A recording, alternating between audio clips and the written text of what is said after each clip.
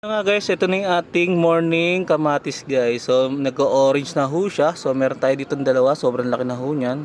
So pero mas malaki itong nasa kabilang side. So 3 piraso to. So itong malaki to, ito napakalaki nito, parang mangga na eh. So meron din tayo rito 3 sa taas. Yan guys, yung 3 nating kamatis. So bali meron tayong 8 kamatis guys. So dito meron tayong mga siling haba. So ayan po yung ating mga siling haba to guys. Yung iba maliliit pa, iba patubo pa lang, iba namumulaklak. Ito meron tayong mahaba. So nung nakaraan linggo naka-harvest na ako. So mahaba yon. So ito kasi yung mga second generation na ng ating siling haba guys.